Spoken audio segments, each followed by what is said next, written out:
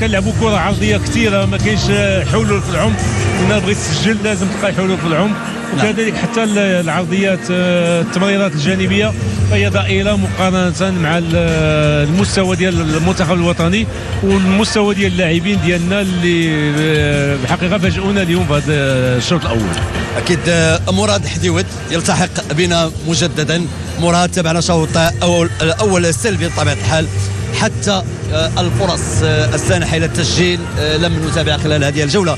توقعنا ان تكون او يكون الخصم سينهج خطه التكتل الدفاعي والرجوع الى الخلف، ذلك ما تابعناه خلال الجوله الاولى. مراد، هذا ما شرنا له سي مراد قبل المباراه، بانه جميع الفرق الافريقيه الان اللي كتلعب الفريق الوطني المغربي دونك كترجع للوراء. الا شفنا كيفاش لو سيستيم باش لعبوا ديال 5 4 1 5 4 1 دونك طريقه ولات كنلقاوها بان لقاو فيها صعوبه. دونك ولا كيبان بانه لي كرياتور بزاف ديال لو جو كاينين، ولكن نورمالمون ما كانش عندنا لي سباس بانه ممكن ياخذوا الكره اللاعبين في الدار. كان عندنا مشكل سوغ لو بلون اوفونسيف، دونك في الخط الهجومي كان واحد الاشكاليه ديال انه نوصل البوطو بطريقه سلسه. ان جو انديفيديوال هو اللي ممكن انه يفك هذه الشفره هذه، ولكن كنشوفوا الغيابات اللي ممكن تعطي الاكد ديال الرجوع ديال أناحي ولا مرابط، لانه كيدير واحد التوازن داخل خط الملعب ديال الفريق الوطني المغربي. طيب اذا هذا السيناريو، هذا النهج اللي صبحت كتدخل به المنتخبات اللي كتلعب مع المنتخب الوطني صبح واضح الان.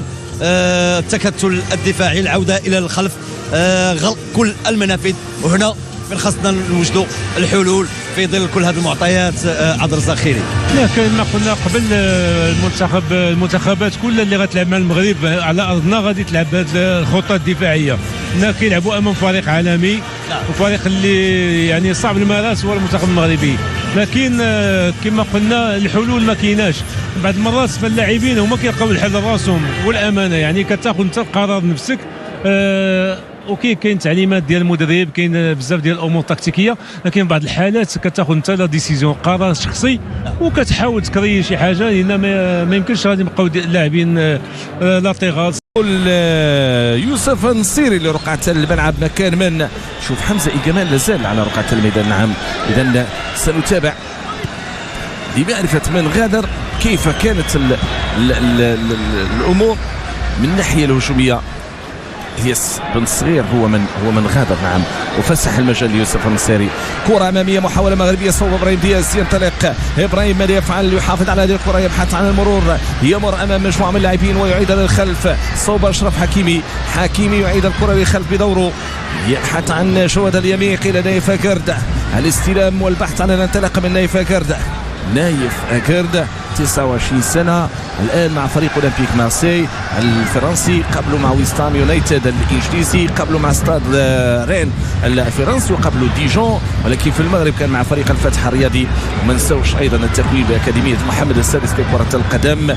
نايف أكرد يلعب اليوم ويبحث أيضا لإضافة الجولة الثانية ربما تكون فيها بصمة ديالو خاصة، لأنه ياما تسيد المشهد في عديد من الكرات الثابتة خاصة في الركنية، وحول الكرة صوب المرمى. كرة ملعوبة الآن، تحضير بهذه الكيفية، الجهة اليمنى، فرصة من جانب من أشرف حكيمي، يعيد الكرة للخلف. إبراهيم دياز أخذ ورد، يبحث عن تمريرة لمن تأتي بهذه الكيفية، تأتي بهذا الأسلوب، ضائعة، تصبح هجمة مرتدة مضادة الآن. الانسلال، جواد اليميق يكافئ الكرة، نايف أكرد برأسية. الخيارات المتاحة لمنتخب الكونغو هي الهجمات المرتدة المضادة، وهذه هجمة من جانب ديشان ريان موسافو، لاعب اللي حاول ما أمكن أن يجد الطريق، يجد الفرصة يلعب مع فريق ليوبارد الكونغولي. صغير على مستوى السن، تقريبا 19 سنه الى 20 سنه. كره مغربيه، محاوله اماميه بهذه الكيفيه. اشرف حكيمي الاستلام بالصدر ومحاوله المرور، لا يزال اشرف حكيمي تمريره عرضيه راسيه ولكن الى خارج رقعه الملعب. عبد الصمد الزلزولي بالراسيه لكن كانت عاليه عليه بعض الشيء، كانت عاليه بعض الشيء اللي خلانا نتغادر الى خارج رقعه الملعب. تمريره عرضيه داخل منطقه الجزاء كادت ان تقدم المغربي، لم يستسلم. الكره نزلت وواصل بعزيمه وبطموح للوصول لها. لاحظوا بالصدر الزلزولي. نايل العناوي غير تماما الجهه اليمنى، ينطلق جواد يميق يلعب كره في خط الوسط. الانسلال كأن الهدف قادم وكأن الهدف بدأ يقترب وكأن شباك التاريخ الحافل بالاهداف بين المنتخبين. هي كمان رفع هذه الكره، تغطيه بهذه الكيفيه ونايل العناوي يسدد. الحارس فرصه الهدف، جول جول جول جول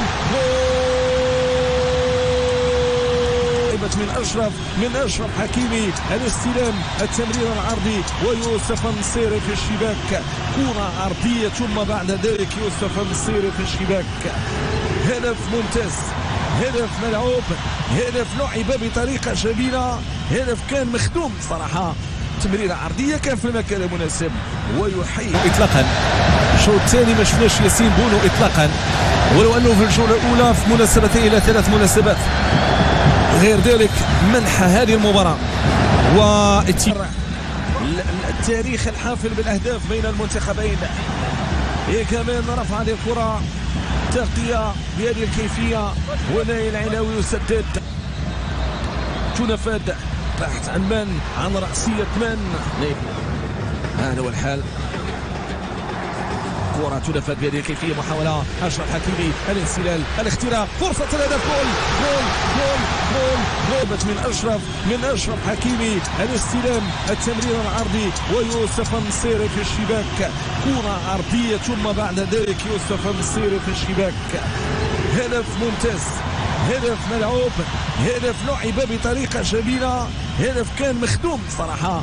تمريرة عرضية كان في المكان المناسب ويحيي فابريسيو تسيتسانا الذي يظهر على انه ونحن نتابع هنا خماش محاولة المرور. القنطرة الصغيرة